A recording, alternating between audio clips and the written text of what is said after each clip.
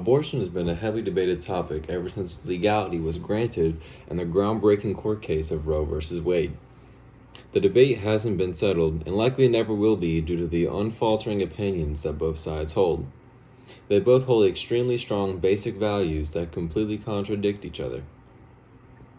They can't debate because they can't even come to agree on a common premise, therefore, they can't get anything done in a debate because they can't argue on common terms.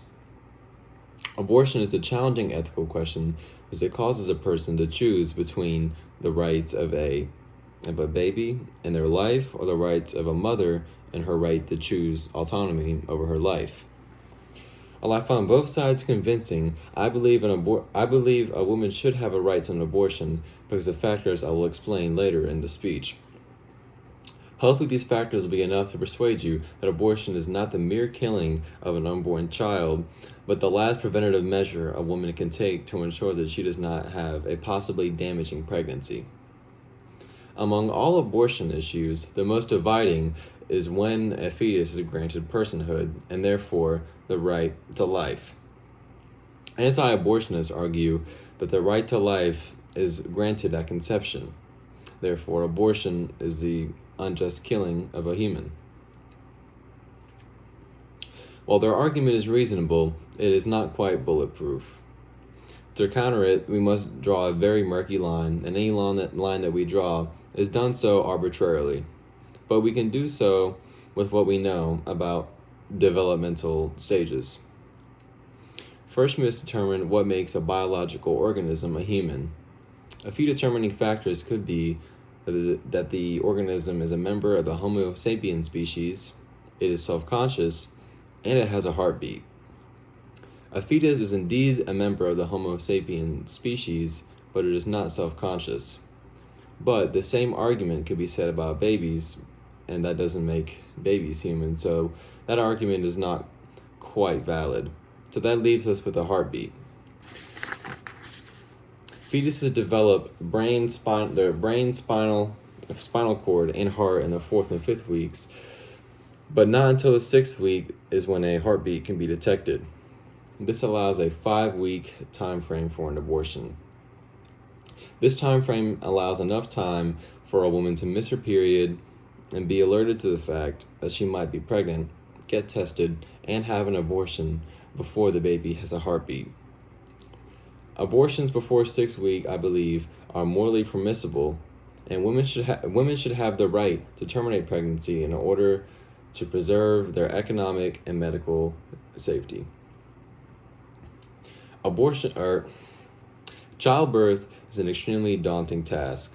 It requires a great deal from the mother and often takes her attention from many other things in life. Many can't afford the struggles of childhood, nor financially deal with a child afterwards. Many seek abortions because they know that they won't be able to keep themselves afloat otherwise.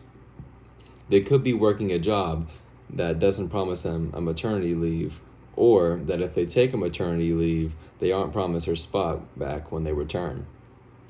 Or they could just not be in a good place mentally to raise a child, which could be detrimental to it. With this in mind, outlawing abortion would violate a woman's right to equality and autonomy, which would be a direct violation under the Equal Protection Clause in the Constitution. This means that women will not have the same opportunities as men because men do not have to worry about going or having to take 9 months off for pregnancy, and this could put women at a disadvantage to achieve goals that they would want to in their life. If I was to present the aforementioned arguments to an anti-abortionist, they'd likely not concede due to the fact that they believe in the premise that babies receive personhood at conception, and therefore abortion is not right in any sense. Therefore, for this part of the argument, I'm going to go under the premise that babies do receive personhood at conception. I would argue that a fetus does not have a right to use their mother's body. This is well explained by the violinist analogy used by Judith Jarvis Thompson in her defense of abortion. The analogy goes that your tubed up to a violinist, and the doctor tells you that you're tubed up to him because he needs your body to preserve his life for 9 months, and if you unplug him, he will die. The violinist has no right to the use of your body, and even if it is to save his life. Most would agree that you are obligated to stay attached to the violinist, but it would not be unjust for you to do so, for you have your own personal ambitions that you wish to pursue, and 9 months away could be detrimental to that success. This analogy can be applied fairly well to the case of the mother and the fetus. The mother is now endowed with the duty of keeping the fetus alive, but the fetus does not have a right to use the mother's body to keep itself alive. If the mother feels that she cannot afford to take 9 months off, or knows that she cannot currently handle a child, then it is no one's place to stop her from doing what is best for her. The debate of abortion will likely never be settled.